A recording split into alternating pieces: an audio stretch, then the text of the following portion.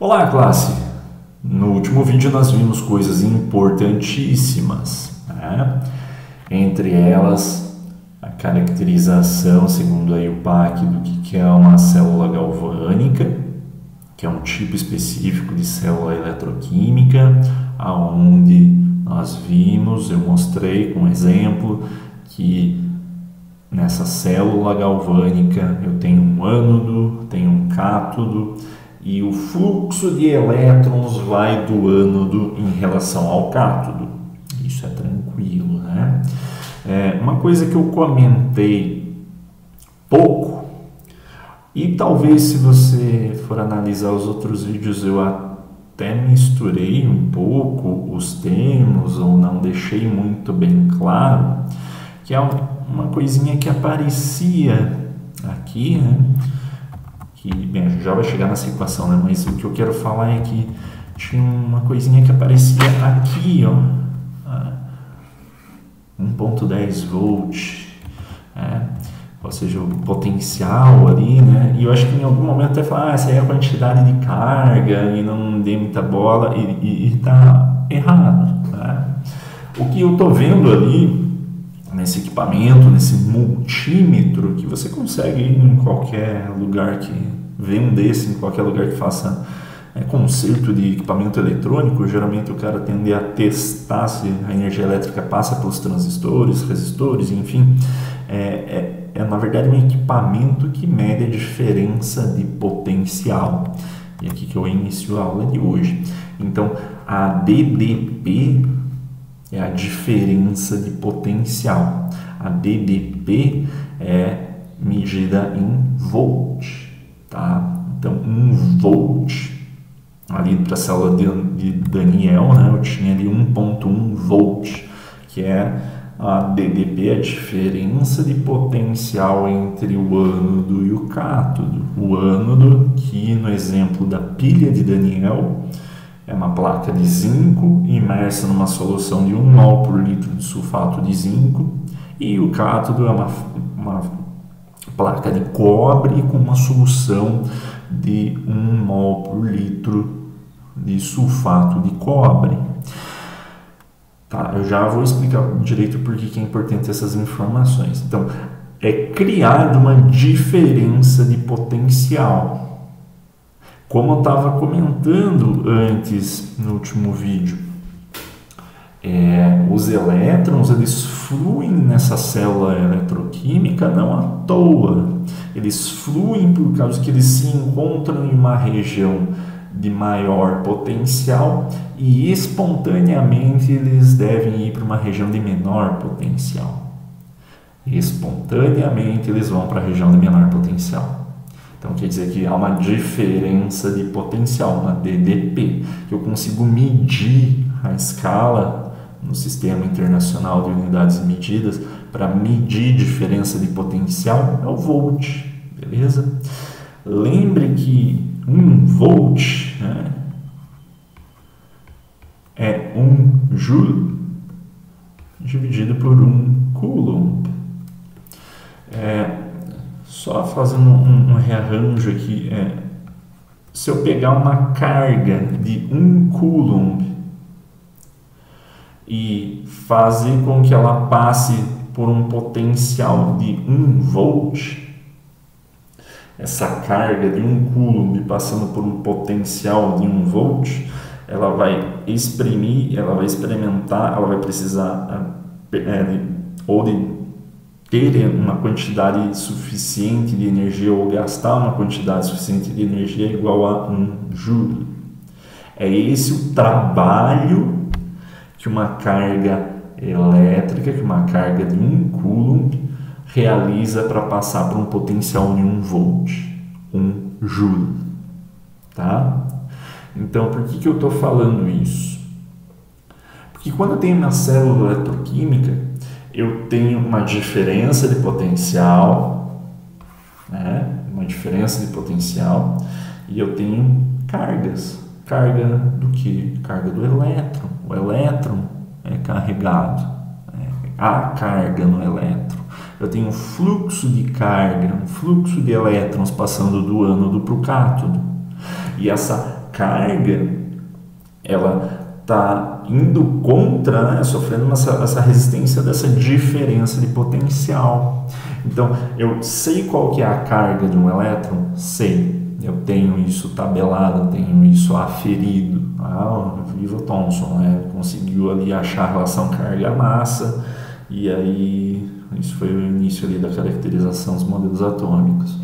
E aí eu consigo saber a carga do elétron, então eu consigo, se eu saber a diferença de potencial na célula, eu consigo saber o quanto de trabalho ele realizou. Percebeu o trabalho, né? Trabalho da onde que eu estou falando? Lá da termodinâmica, né? Trabalho, né? Então, o trabalho é um W, né? Então, na última aula eu cheguei aqui numa equação que expressa para nós o trabalho máximo de não expansão. Aqui tá, eu coloquei nesse slide esse subscrito E. Deixa eu até aumentar aqui para ficar legal. Esse subscrito E quer dizer que é um trabalho elétrico. Por quê? Porque eu tinha comentado que há outras formas de trabalho, né? O trabalho do tipo variação de pressão-volume é uma forma de trabalho mecânico, né? Mas aqui eu estou falando de trabalho elétrico. Então, essa vírgula aí é porque eu estou falando trabalho máximo, que a gente vai logo corresponder com um trabalho reversível. Também na última aula eu expliquei isso, perfeito? Então, nós chegamos nessa equação onde foi exprimida a relação de variação da energia livre de um processo que acontece numa célula eletroquímica. Isso aí está relacionado ao trabalho máximo elétrico que a carga executa.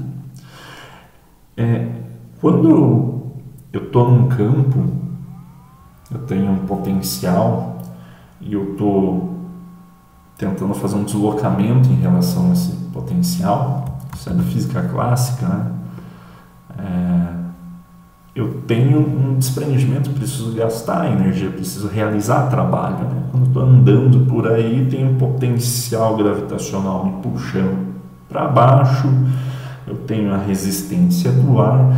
Então, para que eu consiga ter um deslocamento, eu preciso realizar trabalho. Tanto será maior a realização de trabalho, quanto maior o deslocamento. Tá? Então, uma forma de expressar isso para um sistema onde eu não estou agora fazendo um deslocamento cinemático, né, de um objeto, de um ponto A para um ponto B, mas sim de uma carga elétrica, de uma carga, né, elétrica. Isso aí vai estar, em vez de relacionar a força vezes a distância, o trabalho elétrico realizado por essa carga vai ser a quantidade de carga, vai ser o valor numérico dessa carga multiplicado pela diferença de potencial. Eu já até apresentei isso, né? Eu matei já essa questão aqui quando eu mostrei que Coulomb vezes Volt, eu tenho a relação com Joule. Tá? Então, para um elétron, eu sei qual é a carga dele? Sei. Tem um elétron só em uma solução? Não. Tem 2 ou 10 ou 1 milhão, bilhão, não, tem bastante, né? Tem 6,023 sextilhões de bilhões de trilhões. O 6,023 vezes 10 a 23, o número de Avogadro. Você lembra disso? É claro. Então, olha só, o trabalho máximo não expansivo, ou trabalho elétrico, ele vai seguir essa mesma razão aqui, só que eu tenho que só ajustar algumas coisinhas para que eu realmente contabilize todo ele. Isso que eu quero contabilizar é pegar e somar a carga de todos os elétrons que passam por aquele sistema eletroquímico em relação ao potencial. É só isso que eu quero fazer. Então, a diferença de potencial, isso é tranquilo, tá? Essa parte da equação aqui é igual a esse delta var φ. Eu preciso ficar mais interessante eu fazer isso daqui. E opa, não, acho que não ficou legal. Vou retomar aqui. Pronto. Esse delta var φ, esse var φ, esse Vzinho meio estranho, ele se apresenta aí como o meu potencial, tá bom, pessoal? Então, a diferença do meu potencial é esse ΔV. Em alguns livros até está ΔV, tá? E eu coloquei aqui porque é mais elegante esse var φ. E às vezes você pode, se colocar ΔV, você pode confundir com a variação de volume, e isso não é legal. Né? Então, é a variação de potencial. Potencial o que? Elétrico. Da onde que eu tiro? Do multímetro. Opa, então se eu tenho um sistema eletroquímico, eu pego um multímetro, pego um equipamento, eu consigo medir a diferença de potencial. Isso já é legal. Isso já me dá uma informação. A minha diferença de potencial. Eu já tenho isso daqui. E eu vou ter isso para qualquer pilha que eu construir, para qualquer elemento químico. Tá? Então, a diferença de potencial eu já matei. E agora, o que é esse menos NeNA? Esse E aqui é a carga do elétron. Tá? Que foi lá o Thomson que achou para nós. Então, a carga do elétron, eu vou imaginar aí como sendo a minha carga que está passando por um potencial. Então, eu já tenho. Eu tenho uma forma simples de contar elétron. Na química a gente adora isso, né? Contar as coisas, e a gente tem uma forma bem simples de mensurar coisas muito grandes. Quando tem uma solução, eu estou ali, solução de 1 mol por litro. Então, mol, eu vou pegar essa carga de elétron, a carga do elétron, a carga elementar, do mesmo jeito que ele tem massa, ele também tem carga. Eu pego essa carga e multiplico pelo número de Avogadro. O que é o número de Avogadro? Aqui o que eu estou deixando em verde, N subscrito A, 6,023 vezes 10 a 23 é o número de Avogadro. Assim eu tenho a carga de 1 mol de elétrons, passando por onde? Por um potencial. Tem esse menos N aqui, bem, o menos na verdade surge do fato que eu tenho um trabalho sendo realizado, né? Lembra lá na termodinâmica, quando o trabalho é realizado, o valor é negativo. E esse Nzinho aqui é o número de elétrons envolvidos na reação. Vamos saber, mas como é que eu sei? Um número muito grande, né? Não, pera lá, não confunde agora com isso aí que eu acabei de falar sobre o número de Avogadro. Quando eu volto aqui para a pilha de Daniel, eu vou ter que usar de volta esse exemplo, né? Lembram lá quando eu estava explicando essa reação? E aí eu escrevi as semi-reações, né? O zinco 0 indo para...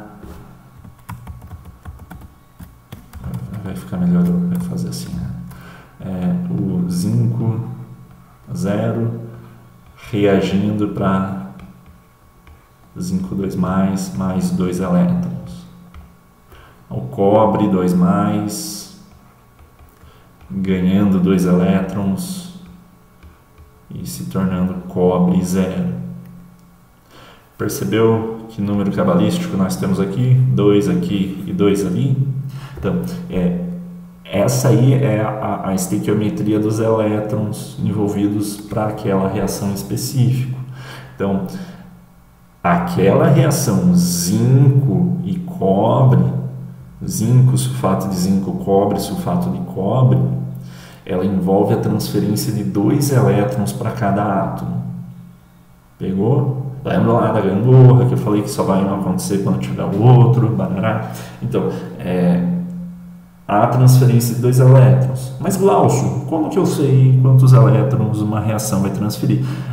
Você vai ter que fazer ali, estabelecer as semi-reações. Isso aqui que eu fiz é a semi-reação de oxidação, isso daqui é a semi-reação de redução, e avaliar se os números são iguais. Aí você pode fazer até um ente multiplicativo para determinar uma igualdade, e aí você até consegue balancear a equação através desse tipo de semi-reação. Em suma, poderia ter uma reação qualquer do átomo X que se oxida para X mais um elétron, e aí o átomo Y que está aqui Y mais e que ganha um elétron e se torna Y0. Note que é algo bem similar com o que eu escrevi ali em cima, só que aqui a transferência de somente um elétron. Pegou essa ideia? Isso vai ser definido e há mais de um ou dois fatores que exprimem quantos elétrons vão ser, mas em suma, na maioria das vezes quando se fazer o balanceamento das reações, você vai perceber que, ou pelo menos olhando a reação global, que a reação global é a soma dessas duas reações, que é o que você tem aqui em cima, ó, essa aqui é a reação global, é a soma daquelas duas reações. Pode ver que ela está balanceada tanto quanto em massa quanto em cargas. Então quer dizer que aqui eu já estabeleço que nessa reação há transferência de 2 elétrons. Nessa reação aqui embaixo haveria uma reação hipotética, né? A transferência de 1 elétron. Poderia ter 3 elétrons, poderia ter 5, 10 elétrons, depende da espécie, tá? Mas conhecendo as semi-reações de oxidação e redução, você consegue entender quantos elétrons estão envolvidos nessa gangorra, né? Nessa conjugação, oxidação e redução. Então aquele N ali, vamos voltar agora, né? Esse N que eu coloquei aqui, ele expressa nada mais, nada menos que a quantidade de elétrons envolvida na reação. Perfeito? Que ali na pilha de Daniel, quanto que era? 2. Né? 2 elétrons saíam do zinco e iam para o cobre. 2. Tá? Então, se fosse para calcular o potencial aí da pilha de Daniel, eu teria que usar o valor de 2 vezes a carga de elétron, vezes o número de Avogadro, vezes o potencial da pilha de Daniel, que eu sei quanto que é, 1,10, é medir com multímetro. Percebeu? E a carga de massa, a carga do elétron você tem? Tem. O número de Avogadro você tem. Então você consegue calcular o trabalho elétrico, o quanto dispendioso em energia foi esse fluxo de elétrons do ânodo para o cátodo. Então, isso é muito legal, isso é muito bom, por causa que agora eu consigo saber a energia livre de Gibbs de uma reação medindo uma coisa simples demais, que é o potencial.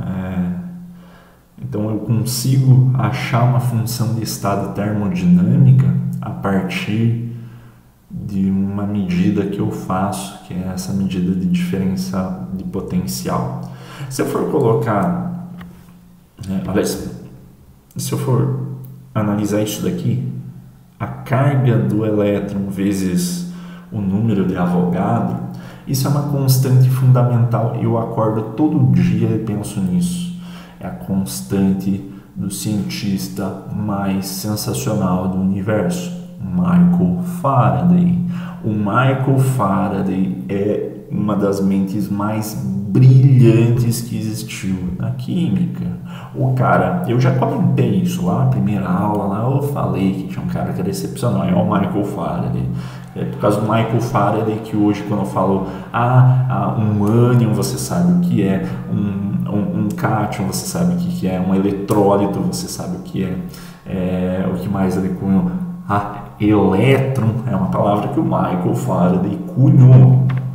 E ele também fez um trabalhinho sobre eletrólise, que é a coisa mais sensacional do mundo, porque a partir da eletrólise, que é um dos últimos tópicos aí que a gente vai ver, a partir da eletrólise a gente consegue cobre com alta pureza, alumínio com alta pureza, metais aí, por exemplo, lítio, berílio, fazer processo de galvanização em superfície, tratamento de superfície, ou seja, se não fosse o Michael Faraday, hoje em dia a gente ia estar andando em carroça por aí, viver dentro de uma zoca, porque tudo isso que eu falei aí é tecnologia, entende? Desenvolver processos que se conseguem purificar materiais que são importantíssimos hoje no nosso cotidiano. Tudo aí na tua casa, no teu redor, deve ser feito de cobre, alumínio, essas coisas. Então, ele foi um cara sensacional, tanto até que tem uma constante física.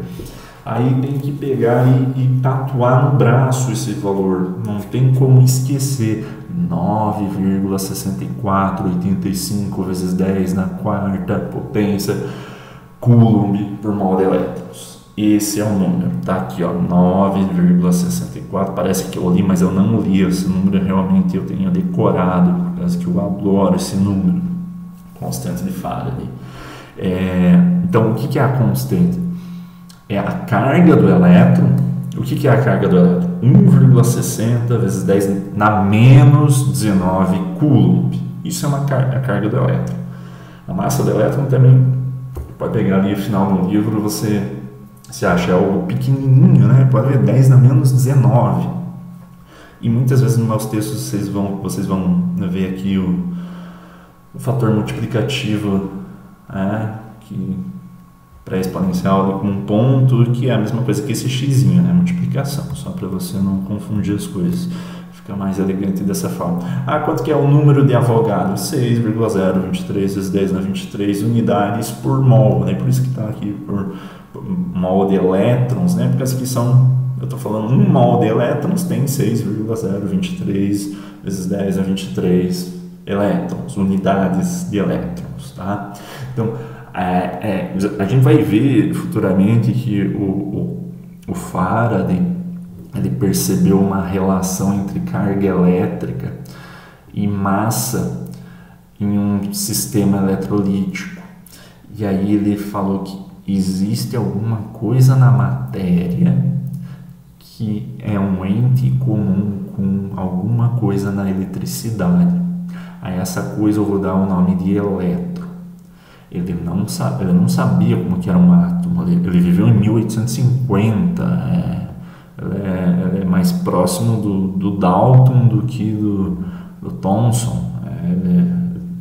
O modelo atômico, a concepção de átomo e de molécula dele é muito rudimentar, mas ele era tão incrível que com os experimentos que ele fez ele conseguiu chegar a essa constatação assim, não, só pode ser possível isso, que existe algo na eletricidade que também tenha no átomo, porque ao fazer um experimento de eletrólise ele percebia que a quantidade de matéria que ele deslocava no eletrodo era proporcional à quantidade de carga.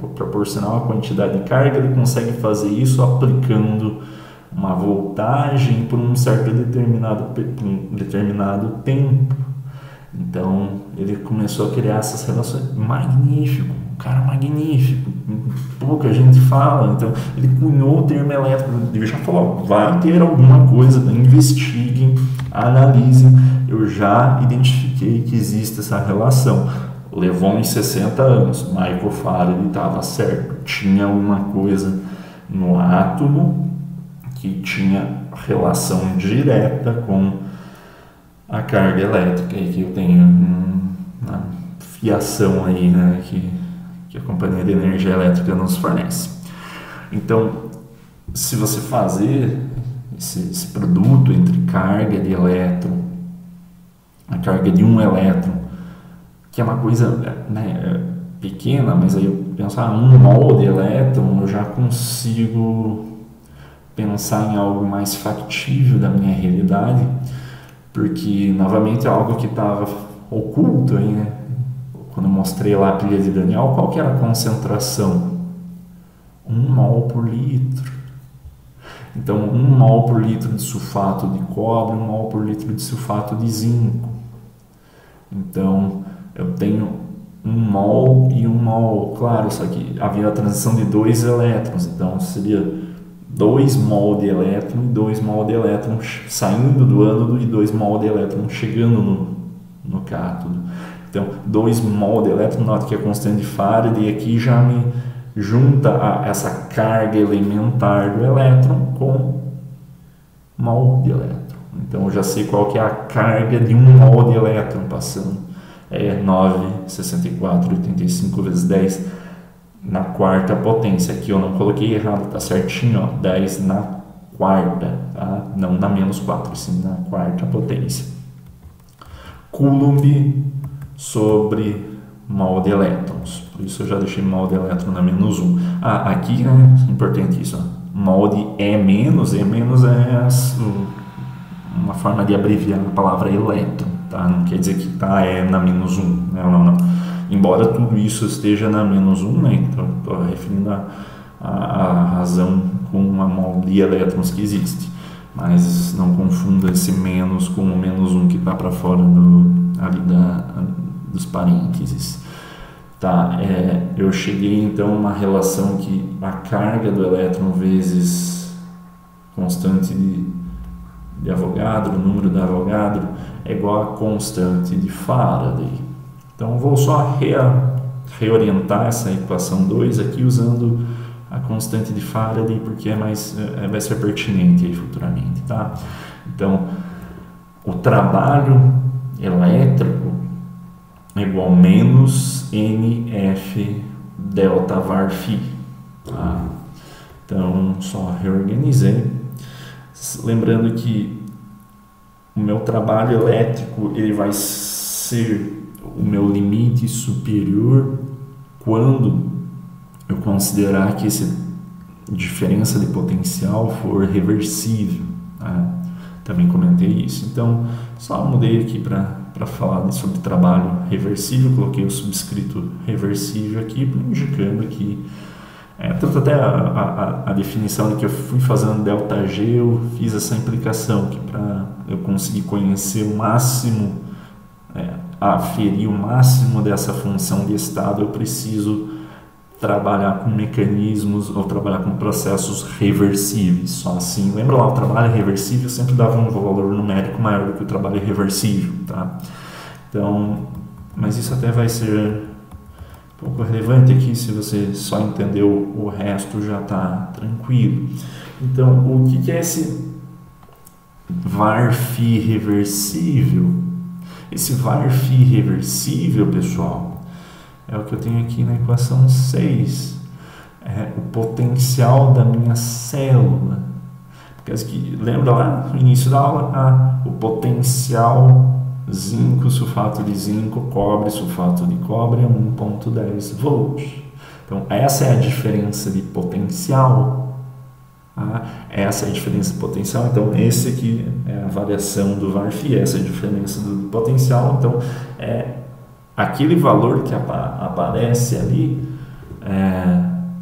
em volt é essa diferença de potencial, é esse potencial da célula. Tá? Então, a voltagem da minha pilha indica a variação do potencial daquele par ânodo cátodo. Então, a próxima vez que você olhar qualquer coisa aí, pode pegar aí, você vai perceber que uma pilha qualquer do controle remoto tem uma voltagem diferente do que da bateria do teu celular, principalmente. Então, você vai perceber que justamente os elementos que estão ali formando o ânodo e o cátodo têm uma diferença de potencial distintas, né? Então, beleza, agora eu consigo somente com esses valores da quantidade de elétrons que passam entre o ânodo e o cátodo, a constante de Faraday e o potencial da célula que eu posso medir, eu consigo saber o valor do ΔG, o valor dessa função de estado da energia livre de Gibbs de uma reação química que acontece em uma célula galvânica. Então, olha só, um exercício bem legal, bem tranquilinho e bem calmo de resolver. Aqui, ó. Suponha que você está participando de uma competição de engenharia super legal, super empolgante. E aí os caras falam, não, faça uma pilha, mas você não pode usar uma pilha comercial. Aí você pensa, vou copiar o Daniel, né? A pilha do Daniel, porque o cara já uma vez conseguiu fazer um grande feito, eu vou copiar o cara. Então você decide usar a pilha de Daniel, uma célula de Daniel para aqui fornecer energia para o carro elétrico. Então, aqui fala, aqui, você precisa conhecer o potencial da célula correspondente às concentrações dos reagentes que pretende usar. Ponto. A diferença de potencial gerada por uma célula de Daniell, na qual são usados 1 mol por litro de íon zinco e 0,01 mol por litro de íons cobre, é 1,04 volt. Informação importante. Notem que eu coloquei mais 1,04 volt, porque nem todo potencial sempre vai ser positivo. Fique atento a isso. Então, sempre reforce mais, quando for o caso menos, eu vou colocar menos, óbvio, né? Mas até quando é positivo, eu deixo aí um maisinho ali para chamar a tua atenção. Aí a pergunta, qual é a energia livre de Gibbs de reação nessas condições? Não tem algo estranho aqui? Se você pegar os vídeos anteriores e as minhas falas anteriores, aqui a pilha de Daniell, né?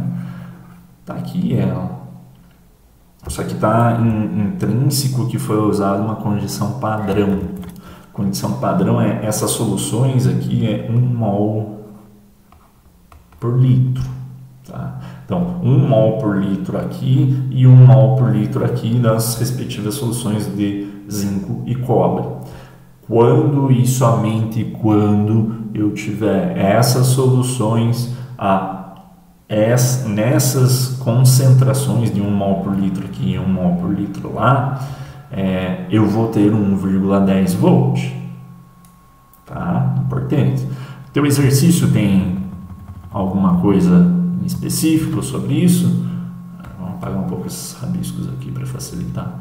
Olha só, ele entrega uma outra informação, que é sim usado zinco, cobre, no seu sulfato, isso aqui eu só coloquei íons, e sim, tem 1 mol por litro de zinco, mas a solução de cobre tem 0,01, está diluída 100 vezes, tá? Porque está aqui, 0,01 mol por litro de cobre, e aí isso já acarreta nisso daqui, na variação da energia potencial, na diferença de potencial. Portanto, qual é a energia livre de Gibbs dessa solução nessas condições? Você já sabe quase tudo que você precisa, né? Você sabe quase tudo, você tem ali tudo, né? Então, algumas coisas que são sempre úteis para vocês terem na mente de vocês antes de resolver qualquer exercício de qualquer curso. Mas aqui eu gosto de trazer esse tipo de noção. Sempre antecipe algumas coisas que já ficam ali subentendidas no texto, que às vezes você não sabe porque você não está estudando direito. Mas se você está ali com calma, escrevendo o que eu estou falando, prestando atenção no vídeo, você vai sempre relacionar as coisas, unir os pontos e começar a fazer ter uma noção do desenho que vai formar. Então, olha só, a pilha de Daniell, ela é uma pilha espontânea ou não? Claro que é, né? Foi o grande trunfo do cara, foi gerar a corrente elétrica com aquele aparato, folhas de zinco e de cobre, uma solução ali de cada um desses metais. Então, se ela aconteceu, ela é espontânea. Se ela é espontânea, qual que é o valor do ΔG? É negativo. Então, você já espera que aquela equação que você vai usar vai dar um valor negativo. Se der um valor positivo, você está fazendo alguma coisa errada, né? Mesmo nas condições do experimento, talvez possa mudar alguma coisinha, mas você vai perceber logo que você vai ter que usar essa equação aqui, que está aqui, ó. Vou dar um zoom para facilitar. Essa equação aqui é o que você precisa ver. E essa equação aqui, o ΔG, sempre vai ser negativo desde que o potencial da célula seja positivo. Já parou para perceber isso? Porque, mas como assim? Como assim, cara pálida? Olha só, N é sempre número de elétrons envolvidos nas semi-reações. Quantos elétrons pode ser? Pode ser 1, 2, 3, 10, mas não pode ter um negativo valores de elétrons. Isso não existe. Então, N sempre é positivo. F é uma constante. Sempre vai ser 9,6485 vezes 10 na quarta coulomb por mol de elétrons. Positivo. Então, tanto N quanto F é positivo. Mas note que aqui na expressão já tem um negativo multiplicando tudo isso. Então, só vai poder mexer no valor do ΔG o sinal do potencial da célula. Se for negativo, aí o ΔG vai ser positivo. E aí você vai saber que a equação não é espontânea. Mas você já tem ali, né? Você já tem aqui, ó, positivo 1,04. Então você já tem que sapientemente perceber que a equação ela é espontânea da maneira como ela está escrita. E obviamente, você precisa escrever as semi-reações. O que é? Aquilo ali que eu tinha feito antes aqui, ó. Já está aqui, ó. A gente não vai nem sofrer por bom que eu guardei. O que é as semi-reações? A reação que acontece no ânodo e no cátodo. A semi-reação de oxidação e de redução, tá? Então, eu já escrevi elas aqui, eu só quis tirar aquele sublinhado ali, aquele círculo. Eu já sei que, escrevendo agora essas reações, eu sei que eu posso somar aqui, né? Então, fazendo a soma, em azul para ficar bonito, ó. Zinco 0 mais cobre 2 mais. Note que agora eu vou colocar a flechinha. Mas você esqueceu os 2 elétrons em vermelho. Não, porque eu tenho 2 elétrons do lado esquerdo, eu posso cancelar com esses 2 elétrons do lado direito, tá? Para isso que serve também isso aqui. Aí, zinco. Agora eu só estou somando quem está para o lado direito da flecha. Zinco 2 mais não vai dar muito espaço. Cobre 0, deu espaço. Pronto. Essa é a reação global ali, a reação líquida, né? Mas eu tenho que tirar aquela informação importante, ó, 2 elétrons. Por que eu preciso disso? O meu N é igual a 2. Então, fazendo essas 2 semi-reações aqui, fazendo isso daqui, somando ali, você consegue perceber que ela está balanceada. Então, as 2 semi-reações, elas têm em comum a quantidade de elétrons. Mas e se não tiver balanceado? Daí você teria valores diferentes de elétrons aqui em cima e embaixo. Então, esse que é o traquejo. E como que você faria? Você poderia multiplicar tudo uma equação por um determinado valor qualquer para que ficasse igual acima. Se você fez, obviamente vocês já fizeram química analítica, a parte de oxidação, de titulação de oxirredução, esse tipo de conteúdo pertence a essa parte da grade curricular de química.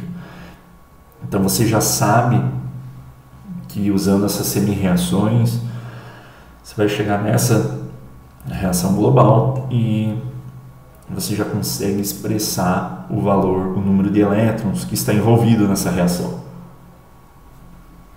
Beleza? Isso é muito bom, porque agora não tem como errar, né?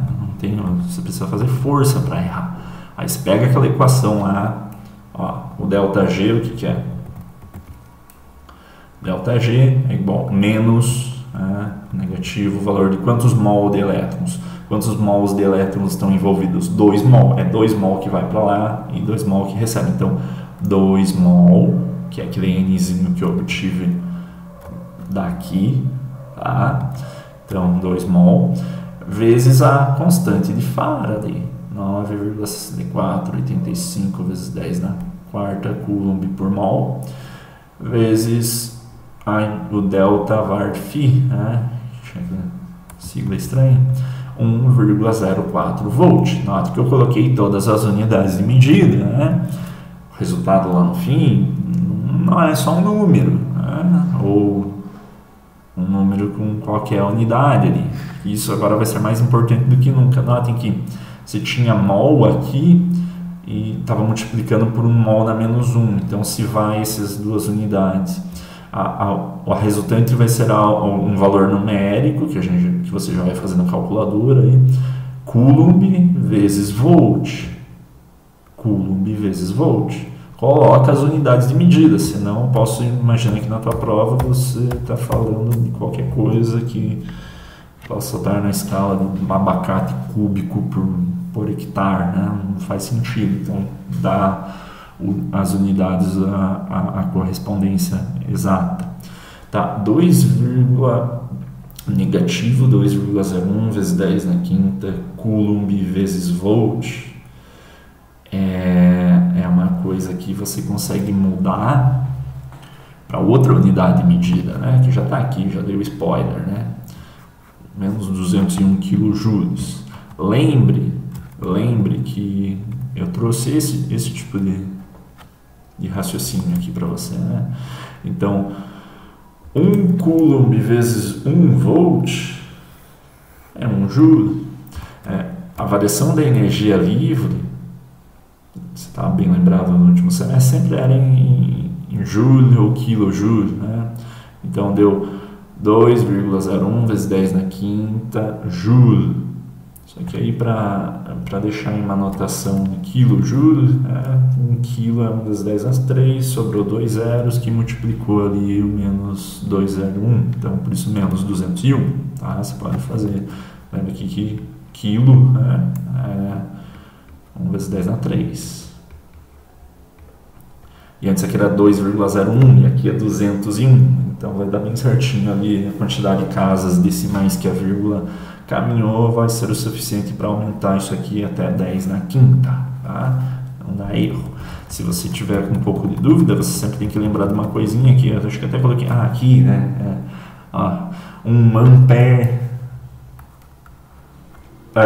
Em breve a gente vai usar essa relação, isso aqui até não é tão útil agora, mas 1 ampere vezes 1 segundo é igual a 1 coulomb, era um cara mesmo, uma pessoa, né? O coulomb.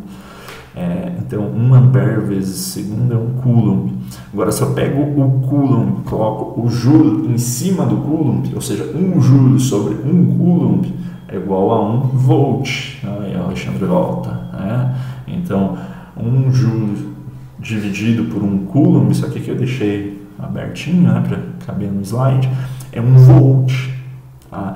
Então você consegue transformar e manipular volt e coulomb para chegar numa unidade de energia igual a joule, tá? Porque isso é sempre mais útil trabalhar com joule ou múltiplos dele. Então, negativo 201, lembra que eu tinha falado ali, antecipe, né? Planeje. Então, antecipe qual o valor que você já esperaria, alguma coisa negativa. Deu um valor negativo? Deu. Muito provável que você acertou, né? Porque você também encerrar esses 3 valores multiplicando, pelo amor de Deus, né? Então, o processo é espontâneo? É espontâneo. Aqui tem até um gráfico, ó. A energia livre de Gibbs, ela vai sempre diminuir em processos que são espontâneos. Até aqui, né, é o ponto de mínimo dele, né? Se eu pegar uma reação qualquer e plotar ela em relação à energia livre de Gibbs, sim, ela começa a cair muito, ou seja, tem uma grande diferença de energia livre no início da reação. Conforme a reação vai se processando, essa angulação vai ficando menor.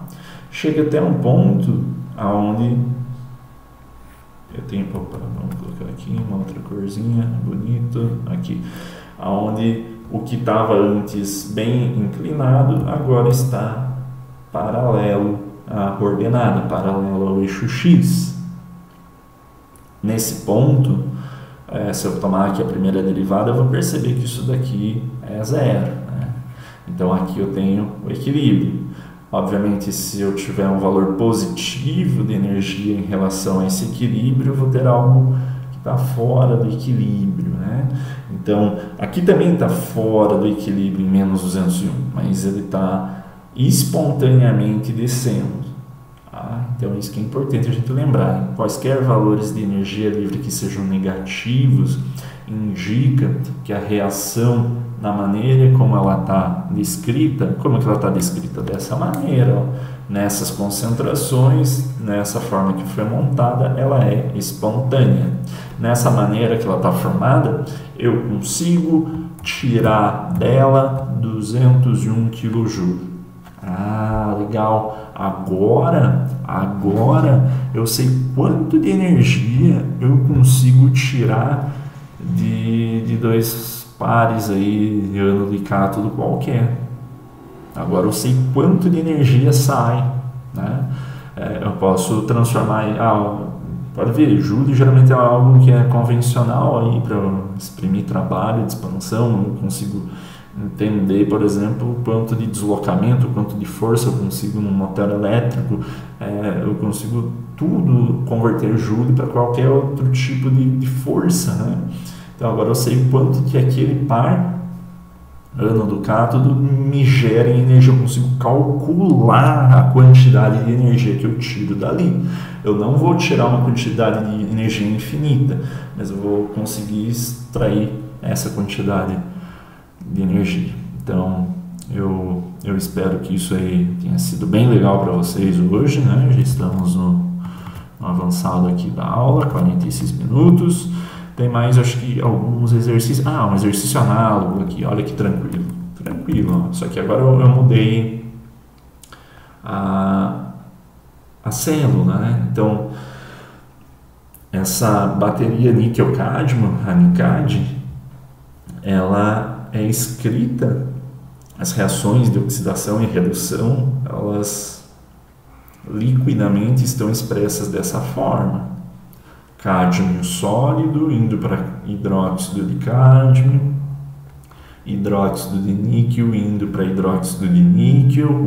Tem alguma coisa estranha aí? Não, notem que aqui é um NiOH3, aqui é um NiOH2. Se você não lembra, eu vou passar uma dica de ouro aqui, ó. O número de oxidação desse OH- é igual a -1, tá? Então fica aí a dica.